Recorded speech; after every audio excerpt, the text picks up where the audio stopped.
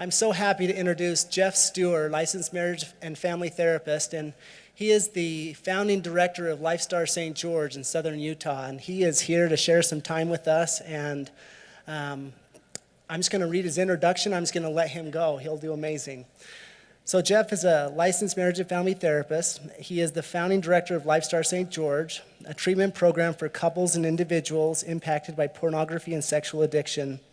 He is the co-author of Love You, Hate the Porn, Healing a Relationship Damaged by Virtual Infidelity, and has developed over 10 workbooks, articles, and workshops on the topic of couples recovery. He completed a bachelor's degree from BYU in communication studies and a master's degree from Auburn University in marriage and family therapy. He is married to Jody Young Steurer, and they are the proud parents of 4 children. So please welcome Geoff Steurer.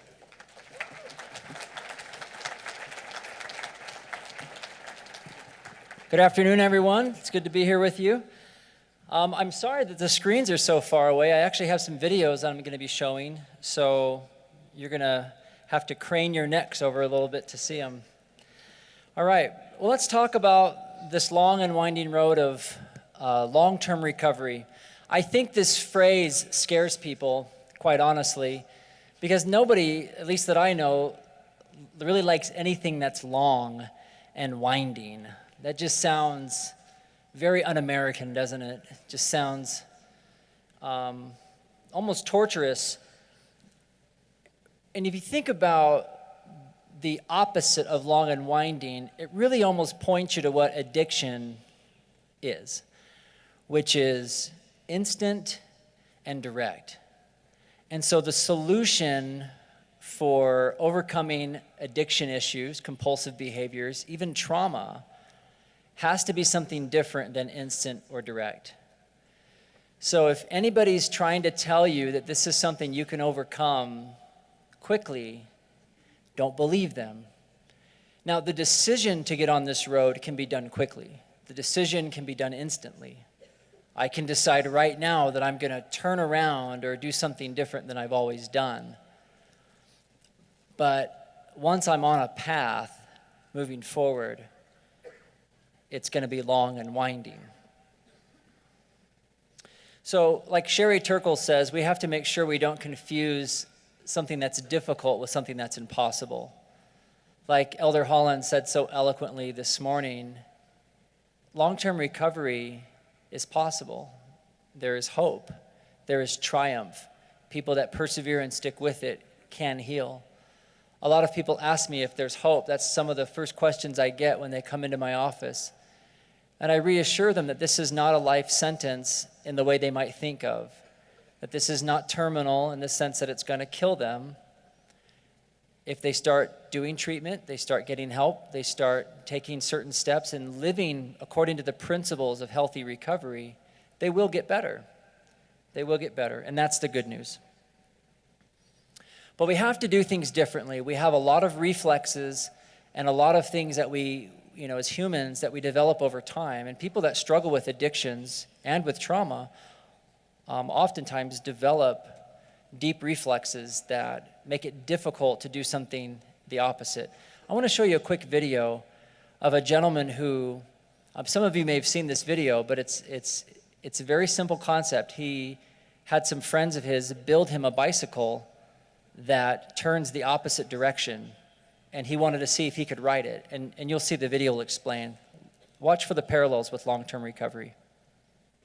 Where I work, the welders are geniuses, and they like to play jokes on the engineers. He had a challenge for me. He had built a special bicycle, and he wanted me to try to ride it. He had only changed one thing.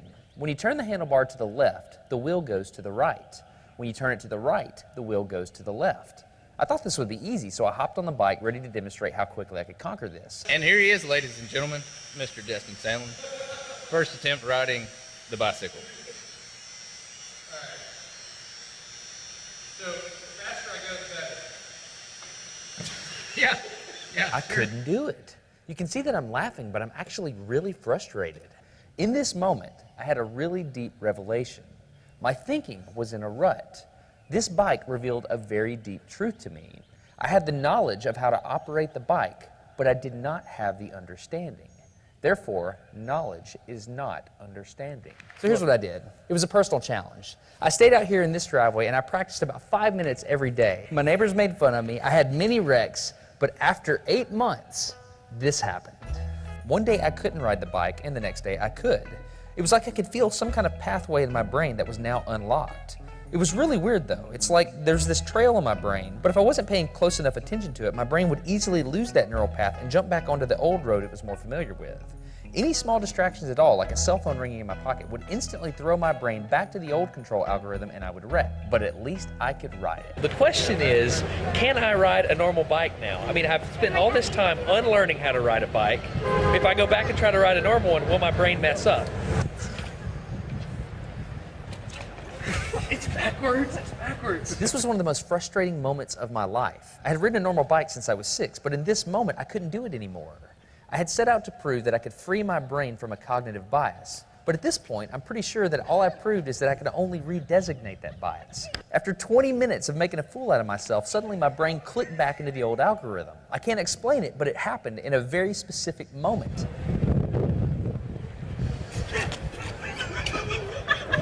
I got it. I'm back. Oh, it clicked. Hold on, it clicked. I got it. Okay, there it is. There was the moment. Okay, I can ride a bike.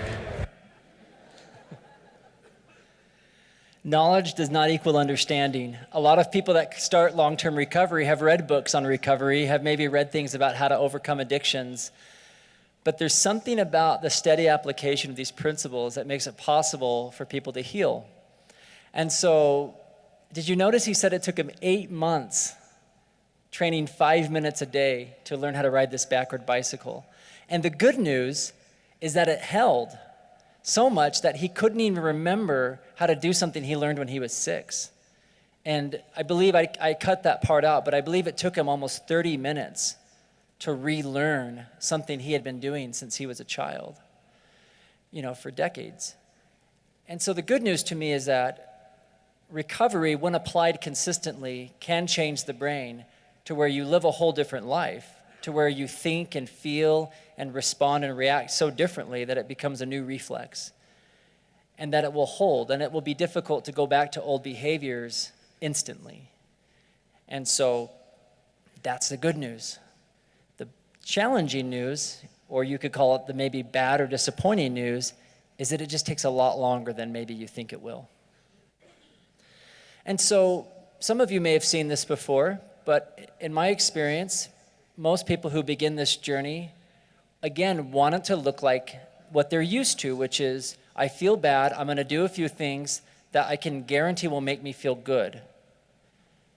And those of you who have started or been in the process of long-term recovery know that it looks a little bit like the one on the reality side, which is, we're going forward, we take some major detours, even go backwards sometimes, but ultimately, it's in an upward direction.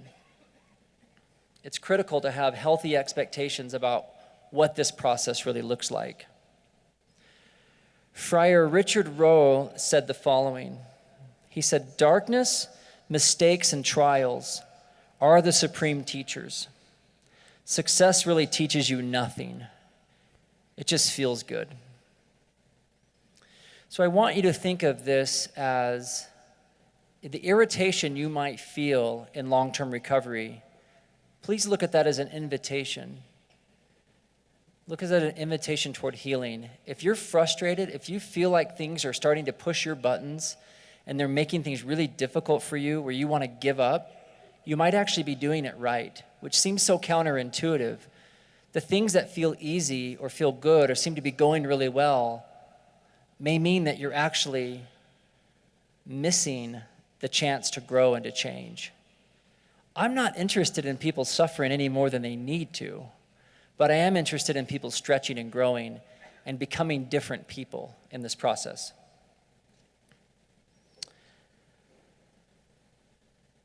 I'd like to read you a poem.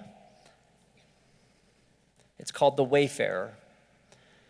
The wayfarer, perceiving the pathway to truth, was struck with astonishment. The pathway was thickly grown with weeds. "Ha," he said, "I see that none has passed here in a long time. Later, he saw that each weed was a singular knife. Well, he mumbled at last, doubtless there are other roads. The weeds on the path to recovery are knives that will cut you open and expose and reveal things that will make you uncomfortable. Again, I'm not a sadist. I'm just interested in people changing, and the road to change is not smooth. Elaine Marshall, who's the Dean of Nursing at BYU, gave a great devotional at BYU called Learning the Healer's Art. And she has this wonderful comparison between cure and healing. She says, cure and healing are not the same. Healing is not cure. A cure is clean, it's quick, it's done, often under anesthesia. Healing, however, is often a lifelong process of recovery and growth, in spite of, maybe because of, enduring physical, emotional, or spiritual assault. It requires time. Healing needs work and time and energy. Cure is passive as you submit yourself to the practitioner. Healing is active. It requires all the energy of your entire being. You have to be there, fully awake, aware, and participating when it happens. It'd be nice, right, just to have somebody put you to sleep and just wake up and be healed, or cured in this case. But healing is a very active process. Some of you may be familiar with the SA White Book. It's a famous book for people that are in the SA Fellowship. And they say this about the pathway. All of this was scary. We couldn't see the path ahead, except that others had gone that way before. Each new step of surrender felt it would be off the edge into oblivion, but we took it. And instead of killing us, surrender was killing the obsession. We had stepped into a new light, into a whole new way of life. I think you've probably heard this quote from Albert Einstein that no problem can be solved from the same level of consciousness that created it. So the thinking has to be different. And it's interesting because the people that I work with in the recovery process start to develop a whole new vocabulary. As a matter of fact, they start to sound like therapists a little bit, and which can be kind of funny if you're watching movies with them and they start analyzing things and thinking about things differently. But there's a depth to the language. It changes things. So these are some new vocabulary words for all of you, so you can be fluent in recovery talk. And these are some of the words and some of the ideas that people begin to adopt as they enter this pathway and start to enter into a long-term process. Words like process, words like progress instead of perfection, growth, words like surrender, to slow down, to accept things, to have awareness, and to start connecting. Doubtless there are other words, and I'm sure that I could ask each of you perhaps other words, but these are some ones that I see come up a lot. And these words are very different than the kinds of words that people often think recovery is going to look like. Again, a lot of the words that people use are words that probably fall more in the line of cure. Words like quick, painless. It starts to sound like a dental advertisement instead of this process. And a lot of people, admittedly, become very discouraged with words like this. Sometimes they accuse therapists or 12-step groups of keeping people in the process for their benefit, or once an addict, always an addict, and so we're just shaming people and keeping them stuck in there with this identity. Here's how I feel about that. I'm not interested in anybody carrying some label around the rest of their life, but I am interested in people understanding that they've entered a process where they can't afford to be the same person they were before. And that lifetime commitment of change, call it whatever you will, is something that's very intentional compared to the unintentional or maybe subconscious way of living before, which was just about being reactive and just kind of taking whatever came in front of you. There's an awareness and a self-awareness and a self-evaluation that goes on with people in recovery that I think is very different than how probably most people live. but it's not easy. For those of you who can't see this comic strip, there's a lady doing a yoga pose, and she says, "Today I will live in the moment, unless the moment is unpleasant, in which case I will eat a cookie." And we recognize that much of long-term recovery feels unpleasant. I have so many people that will tell me, "Geoff, I just want to feel normal." And I'm like, well, I don't even know what you're talking about. Like, normal, if you're talking about how you used to feel, and what they're saying is, I just don't want to hurt. And the reality is that there is a point in recovery where things hurt worse than others. But like an hourglass, it starts to open back up. And there is hope that things won't feel as intense as they do, oftentimes in the middle. But we have to redefine really what the problem is. Virginia Steurer famously said, "The problem is not the problem." And so a lot of the times when people start this process, their goal is sobriety. Their goal is to stop hurting. For partners, it's to stop hurting. It's just about managing pain or getting rid of pain. But that's not really the problem here. A lot of people can stop acting out. They can go sober. A lot of partners can figure out a way to manage their lives so that they're not hurting all the time. You can do that with distractions or other kinds of things. Lots of techniques to do that. But that's not the problem. We have to redefine the problem and set up a whole new way of looking at this issue. Some of you may have seen this quote before. It got some traction in a recent TED Talk. That the opposite of addiction is not sobriety, it's connection. So this is the new goal. Or as they say in SA, sober is not well. In Alcoholics Anonymous, they talk about being a dry drunk.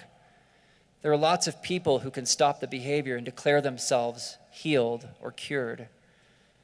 But long-term recovery has a very different goal, and it's called connection.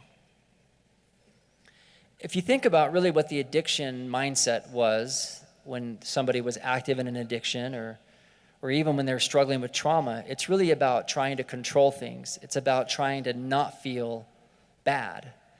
And so the new goal is vulnerability. It's really the opposite of control. Keeping secrets, hiding, managing, trying to use all these methods to not feel bad are really what happen when you're stuck in this other addictive trauma process. But when you're in a recovery process, it's about openness, it's about vulnerability, it's about not hiding. There's no control. As a matter of fact, it's terrifying for a lot of people because all of a sudden you walk into a group, you start opening up to people, you might have to read things that make you look at yourself in a different way, and you start to surrender control. This is when people start to really heal, is when they change the whole method of dealing with pain. So like Elder Holland talked about this morning, that surrender of asking for help to God, to others, is really that first step in releasing control and starting to connect. And that changes everything. Part of giving up control and starting to connect is this idea of doing this with other people and not just doing it in isolation. At the end of that movie, The Good Lie, there's this quote that says, if you want to go fast, go alone. If you want to go far, go together. And we want this to be a lifetime process. We want people to heal forever. And so you have to go together. There are lots of things you can do alone in isolation, but think of it, those of you who have struggled with an addiction to pornography, how many times have you tried to go fast and get over this alone, but you don't go far? You just go quickly, and then all of a sudden you're struggling again. So you start to build a community around you. You start to attend a 12-step meeting, find a therapist, start talking, go to some group sessions, start opening up to loved ones and trustworthy people. All of a sudden, you're going to go far now because you've got accountability. Changes everything. Addiction and trauma destroy the heart. That's one of the tragedies of this, is that it really strips out a man's heart or a woman's heart if she struggles with an addiction to pornography or sexual acting out. And for the betrayed partner, their heart is crushed into a million pieces. And so you've got two people who are in need of a restored heart. And so the only way to get a new heart is through some of these things we're talking about. It's a very long process. So restoring a heart isn't some event. Even for people who undergo actual physical heart transplants, have a very long recovery process. There's a term that they use when they do heart transplants, which is called watching for signs of rejection. And I think it's such an interesting term when I think about the parallel with long-term recovery from trauma and addiction. People that are recognizing that they're trying to get a new heart, as they open up to other people, as they take accountability, as they start to get resources and help and strength, they're starting to form a new heart. They're starting to feel things, and the pain and all the things that are happening are really the creation of this new heart, this new awareness. But people that in good long-term recovery are constantly watching for signs of rejection, meaning they're just trying to be vigilant to make sure that the things in their environment don't crumple up the new heart. So you remember watching in the video of the gentleman on the bike, and he's going along riding his bike, and then he said, any distraction, any errant thought or my phone going off would make me wreck the bike, because he lost that focus when he was early learning how to ride this bike. I see the exact same thing with people in long-term recovery. That early on in this process, there has to be a high level of vigilance and awareness, recognizing that they're protecting this new heart. So they're careful about their environment. People that get heart transplants have to receive education about what's going to happen and how their new heart's going to integrate with their body. They have to slow down. They have to change many things in their life. They have to start setting boundaries around what they can eat. They have to set boundaries around how people can touch them. They have to set boundaries about their physical limitations. They have to do things differently. They have to follow instructions. They have to make sure that they take their medication, that they follow all the prescriptions and prescribed techniques and therapies that they're given. They obviously have to ask for help. People that receive heart transplants are quite disabled for some time. And there's a high level of acceptance that's needed, not only physically for the body, but also emotionally, to recognize that they have a new heart and this is their new life. You can see the obvious parallels to recovery. People in long-term recovery need to be educated, set boundaries, and slow down and do these things that heart patients have to do. And things start to get better. In some ways, like the S.A. White book says, people that struggle with pornography or sexual addictions and partners that are betrayed are what the White book describes as love cripples. That's a strong phrase. It might be offensive to some people, but I think it's really accurate.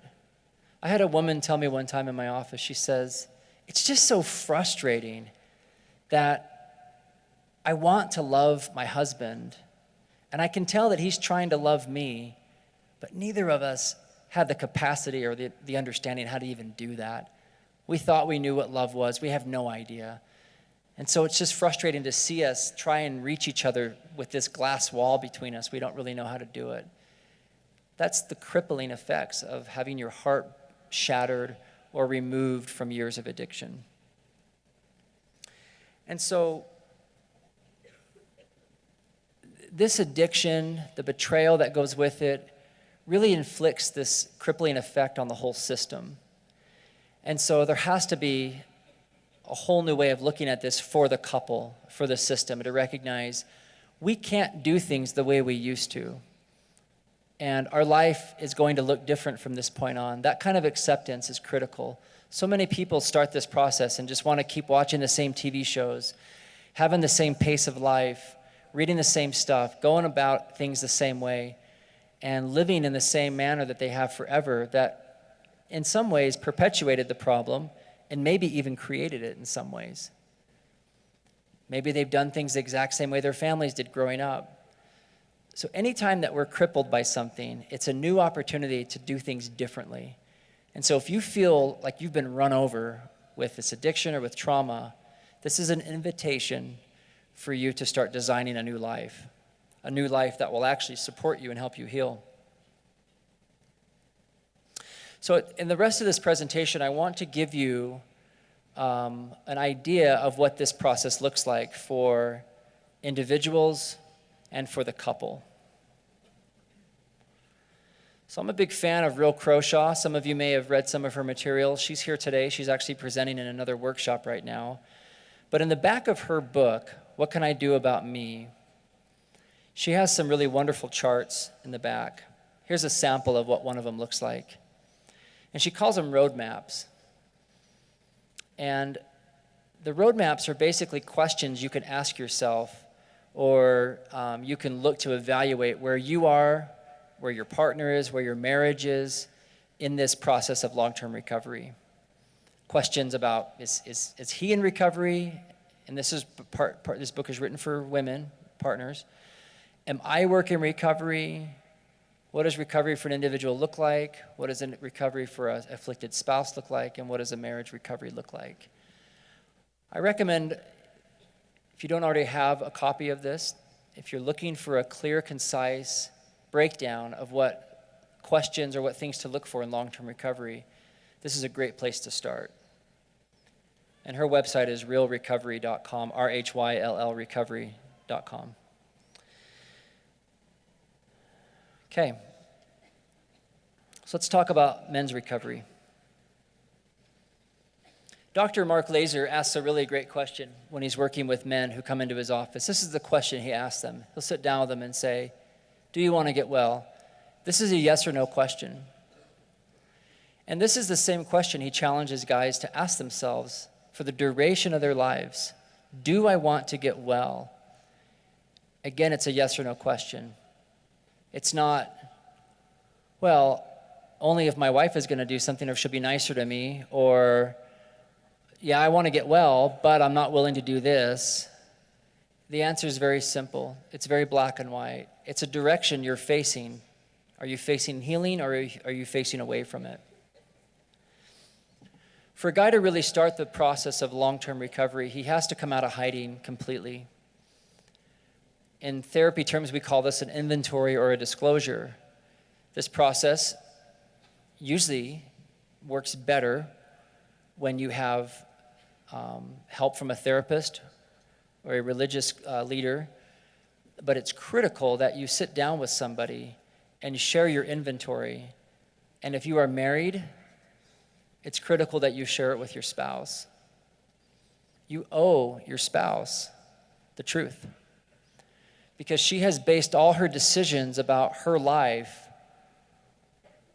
on what she's experienced or seen or heard from you. And if it's been a lie, then she's going to question whether or not she's even made the right choices or not. So you give her all the backstory, all the truth of what she should have known, and then she can now make a fully informed decision. So a full disclosure is the first step.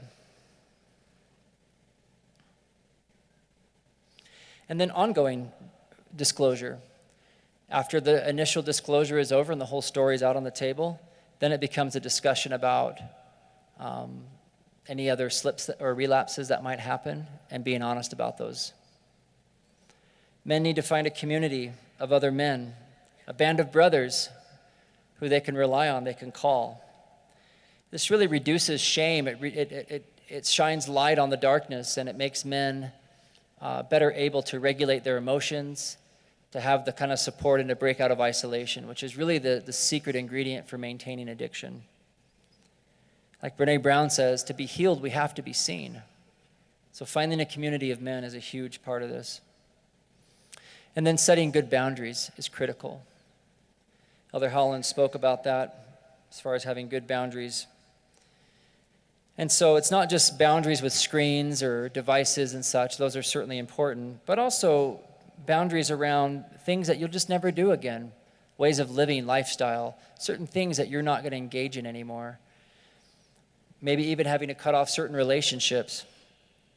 This is really about practicing living with uncertainty and and discomfort, which helps you develop reflexes to manage pain in a healthy way. Boundaries are one of the best ways to change your heart as you start to set limits on the things that are not good for you, because it's like going on a diet in some ways, where you start to recognize maybe the reality of how unhealthy you were and things like that. When you start to set limits and boundaries, it makes things much more clear to you. I'm going to introduce you to Chad. He's an individual that has agreed to speak publicly about his recovery, and he's answered some questions. I had him come to my office recently, and I filmed him answering some questions about long-term recovery. And I'd like you to hear from somebody who's doing this work.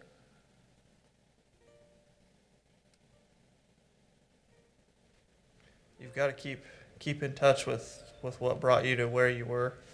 And it's like I've said before, the addiction's kind of like a psycho ex-girlfriend that'll just email you or call you randomly out of nowhere if you had a bad day or a good day, and just let you know that it's still around. And I really feel that way, and it's gonna happen forever. I think it's gonna happen forever. And I talk to my wife a lot. I check in with her even now still, at least once a day. I talk to my group a lot. I still keep in contact with them. I talk to my kids about stuff.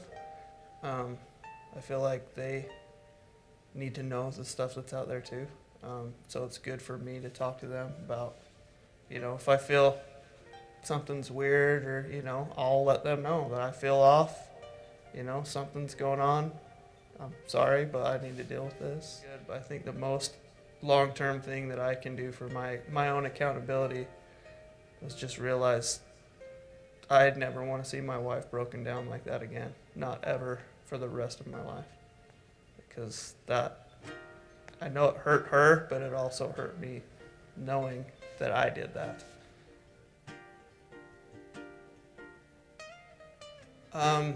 I'd just call them up and tell them I'm kind of having a rough day. I feel a little bit off. Usually they'll joke with me about, is it somewhere in your chest? Because that's kind of where it feels like it's coming from my chest. And then they'll know that it's kind of serious and we need to have a real talk. And that's what we do. With my wife, she'll know by the tone of my voice that she kind of needs to take a break and we need to talk for a little bit. I think I check in with her more than I do with anybody else, but that's kind of the same thing. I'll just check in and call.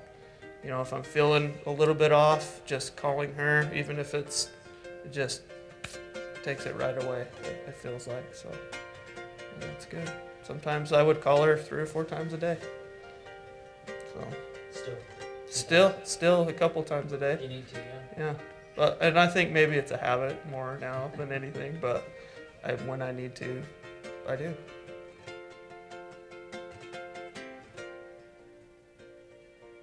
When I knew it was going to be a long-term process, was when we started talking about, wounds that we had taken. What led us to be here. And I had a lot. I had a lot of stuff that I hadn't taken care of before, from past relationships and growing up. A lot of things like that I needed closure to. And if I didn't get closure to it, then I couldn't progress. And there was a lot of open wounds that I had covered up and, just kind of brushed aside, because that's how I had dealt with everything up until that point. I had never faced it head on, ever. Right. So, and I felt like if I was going to fight for myself and my wife and my family, I had no choice but to go straight at it, look it straight in the face. Your wives aren't going to go as fast as you are. because they haven't lived with it as long as you have.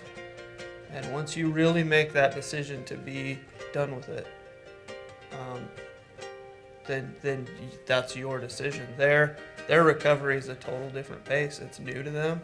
They haven't been in it. They don't know what it feels like. They just know what the betrayal feels like. Stick with it.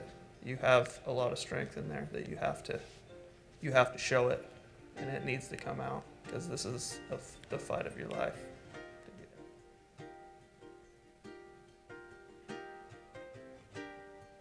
For me, I have, on the visor of my truck, I have a little note that I wrote to myself. It says, slow down. Slow down. Slow down your thoughts. Slow down everything. Just slow down, take a breath, and think. And that has been my thing for years. Since I started recovery, I've had that there. Just slow down.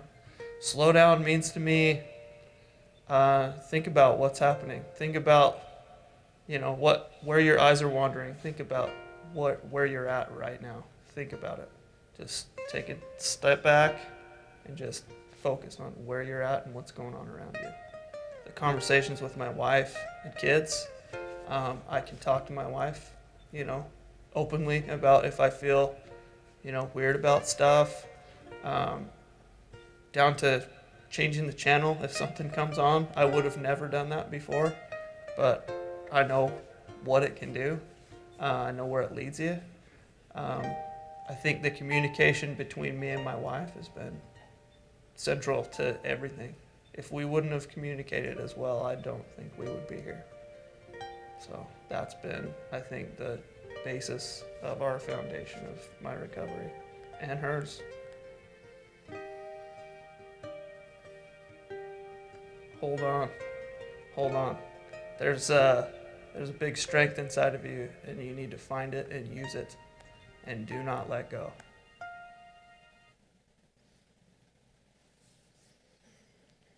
For women who are healing from betrayal trauma, their recovery, like Chad said, often takes longer in some ways in terms of trying to catch up to feeling safe and trusting again, because they're just, in many cases, starting this process upon discovery and then having to cope with the new reality plus all the feelings of betrayal and dealing with physical symptoms and other things. Dr. Omar Minwalla identified 13 types of betrayal trauma that women experience. Everything from spiritual trauma to physically having their bodies shut down, disclosure trauma, hypervigilance, sexual trauma, all kinds of attachment injuries in the relationship. There's so many layers of trauma that women experience. And if we oversimplify that process for them, we do them a tremendous disservice. Elder Holland made it very clear that this is an area that is very underdeveloped and we have to do better.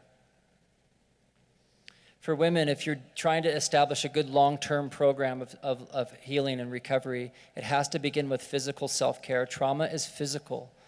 And so it doesn't matter if you're not an exerciser or whatever. You need to start moving your body, taking good care of yourself physically, emotionally, and start developing new rituals and routines that maybe you've never done before, but help your body recognize it doesn't need to be in fight and flight all the time. It's to help turn off that response so that you can recognize that you are safe and can take care of yourself, even if you're in a bad situation. It'll help you think more clearly, find better boundaries as you get support. Physical self-care is the only way you can slow down your brain and be able to recognize what you need to do next. Boundaries are critical. Boundaries are really just a gate, a fence with a gate, and the gate allows you to have some flexibility to let things in or out depending on what you need. But there's a sense of space and structure. So what I'll say about boundaries basically is that you decide for yourself where you stop. You're not controlling other people with boundaries. You're deciding what you can take and what you can't take, and you don't have to apologize for it. Don't apologize for needing to slow down or cut things out or say no to things. This is your chance to take care of yourself as you're trying to heal from the impact of betrayal. People that survive long-term and do this work really well, long-term recovery, the women, They get really good at boundaries, and they get good at saying no to things and saying yes to things and having very clear awareness of where they are in relation to other people. Having social support is critical for women. It helps them regulate their emotions, it breaks them out of isolation, and it helps them to feel safe, knowing that someone sees them and that they're not alone and that they're not crazy. When someone's nodding their head and saying, I get it, I hear you, I understand, I'm with you, you're not alone, our bodies start to regulate down and we feel like we can breathe again. So women have to have social support, even if it requires her to open up and tell information about her husband or boyfriend or whoever that might be embarrassing to him. He doesn't get to control that. She needs to be able to have support. And finally, women have to have education. It's so critical for them to normalize their experience and to understand the lay of the land. These are just a few of the resources. This PowerPoint will be available on the UCAP website if you want to see some of those references. I'm going to have you meet Annie now. Annie's in long-term recovery. She spoke last year at the conference. You may remember her. But she came over to my office and also agreed to share a little bit of what she's doing. To me, long-term recovery is acknowledging that I did experience something difficult, and it's going to take the rest of my life to make it so that I can become who I want to become and not get stuck in the rut of being a victim. And I think it's okay for a second to be in the victim mode, to acknowledge that, yeah, something bad happened to me, but to not dwell there and to not blame your whole life's destruction on this one event. It's described. Once I understood what trauma was, then I was like, okay, I did research on it, and it was a state, not a lifelong thing that I was going to experience. And I knew I could get out of that, and I knew it would take time. And so for me, I gave myself like a year. Annie, give yourself a year so that you can work through all of these things and understand and get to know how you react and why you react and things like that. And the most important thing for me is becoming so healed that that I can feel comfortable being in a relationship and accepting love in a healthy way. And in airplanes, they say, put your mask on first. That's not something I ever did. I was always self-sacrificing. And I've learned that in order for me to have a happy, productive life, I need to preserve myself. I need to take care of myself. If I could sit down with somebody, no matter what stage of healing they're at, I would want them to release the control that they feel like they have over the addict and focus on themselves and realize that they are worth it, that they are worth the time spent on themselves. As soon as I gave myself time, a few months went by and I felt the tiniest better.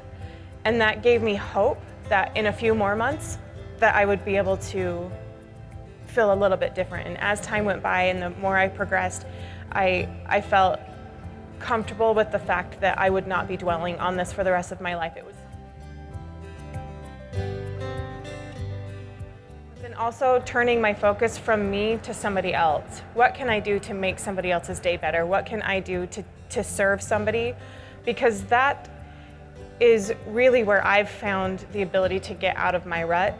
And even if it's just something simple. I remember somebody saying when I was at the deepest of my trial, you need to go out and serve. And I thought, oh my gosh, I can't make a meal. I can't watch somebody's kids. I can't do those things that I thought were service. But figuring out what my talents were and ways that I could reach out and help somebody else, even if it was simple, that's how I'm able to kind of quickly pull out of that. There were times when it took a lot out of me and I would come home after having served somebody or did something and it was like, oh my gosh, okay, that, because I was in trauma mode. My brain didn't function properly and there was a lot going on in my mind. So the simplest thing took a lot out of me, but it was like, you know what, I did something today. That's great, I did something today.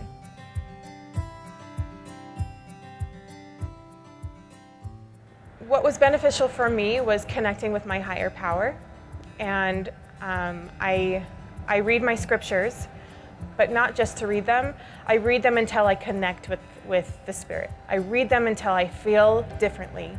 I've really picked up journaling, and I've done it in such a way where I used to feel like I had to document every single thing in my life when I journaled, but I simply open it up and I write the words that I'm feeling: frustration, annoyed, happy, and then under those I'll write the reasons. Like there's no organization, rhyme, or reason to it. I just get out my emotions, and then I don't feel like I have to be so wordy. If I'm having a moment where I'm like, I don't know what's going on, or there's been 2 bad days, I take a step back and I check in. How am I doing spiritually, physically, mentally? All of those things that matter, I'm able to pinpoint it and stop it from progressing, and that's been really, really important to me. There are, in the check-ins, mentally, physically, spiritually, sexually, all of those, if those are all functioning properly, then I as a human being am functioning properly. It's just all of this has helped me get really in tune with what I'm feeling, what I'm thinking, what's going on. And maybe I can't fix it right then, but at least I can acknowledge, okay, what's going on and what do I need to do? What do I need to express right now? Sometimes I want to shut it off because I'm too aware of people and myself, but it's for the good. Sometimes in conversation I have to explain to them, I went through therapy, this is how I talk now, so I hope that's okay.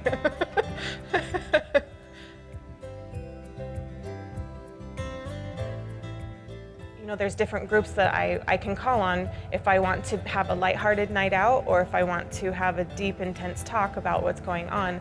I feel like it's just really, really important to have those different people in your life to help you throughout the way. You don't want to feel alone, and you can.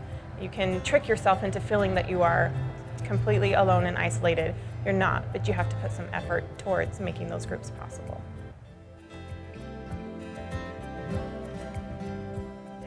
There is totally hope if you're willing to work hard. And the thing about it is it's going to be hard no matter what. If you do nothing, it's still going to be hard. But if you do something, it's going to be hard, but it's going to be worth it. I remember my sister-in-law asked me, have you felt joy yet out of this? And I have. There's difference between happiness and joy to me. I'm happy, but I've been able to, my heart's felt joy. And that's been something that I've craved for a long time. But because of all of the blockage that was happening, I couldn't, and I can now, and it's beautiful. That's Annie's website, #fly.org. You can learn more about her and her work there. So let me just finish with couples recovery really briefly. Couples recovery, you have to remember the marriage is intact perhaps. Maybe they're still married, but it's not whole yet. There's no timeline for restoring trust.